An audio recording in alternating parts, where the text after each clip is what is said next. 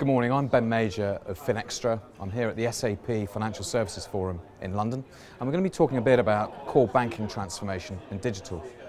Joining me are Mark Kaplan and Monika Wirth of Accenture. Good morning to you both. Good morning. Now, are banks aware of the need for core banking transformation to support their digital projects? Let me take that one. Look, I think on the whole they are. I think banks definitely recognise there's a need for changes, but I think in many cases they just don't know how to go about it. Core banking transformations are inherently complex. They take large amounts of time and large amounts of money and investment. So a lot of banks are sort of still stepping away from the investments that are required. But I think there is a growing understanding that to truly be digital and to truly meet customers' expectations, you need to be agile through all layers of the architecture. And many of the core banking applications in banks today are still very, very old. It's old bits of technology, very hard to be agile. So I think there is a growing understanding of this. And certainly some of the showcases of the banks have succeeded, who have replaced the core and have provided agile back-end, are reaping the benefits of digital.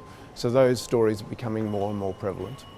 So why do so few have planned investments into their core banking projects? Let me take this. I think we need to understand that core banking replacements, as Mark already said, are very costly, very expensive, and they take, I would say, 3 to 6 years on an average. The return on the investment normally doesn't come through the core banking applications themselves. The return on investment comes through the enablement of the digital channels and the enablement of agility through the layers. So it's very difficult to make a business case just to replace a core banking system that is old, that has probably been written off already, so the running costs are pretty low compared to the investment cost needed to replace the core.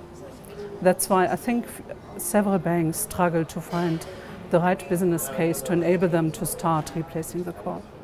What is the danger to banks if they fail to pay attention to these projects? So look, I think ultimately the dangers will come out a bit after, right? So a lot of the banks will focus, and we see a lot of this at the moment, at trying to make change in the digital channels, right? So they do a lot of work on the front end. You can make a web page look sexy, you can make a mobile app look very good.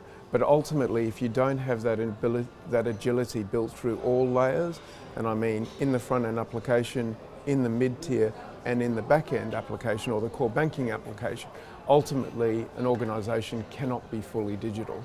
So over time, you're going to build up costs, right? And that costs, many people refer to it as scaffolding, will ultimately inhibit an organisation's ability to change and to be agile, exactly the capabilities that most new banks are after these days. Monika? I totally agree. I think I would add is if a bank looks at replacing the core or replacing or adding to the digital channel, they need to look at the total cost of ownership as a factor. So instead of looking at what are the initial investment costs, they need to understand what is the long-term implication of adding to the complexity if they only go for changes in the channels, as compared if they change all through the landscape.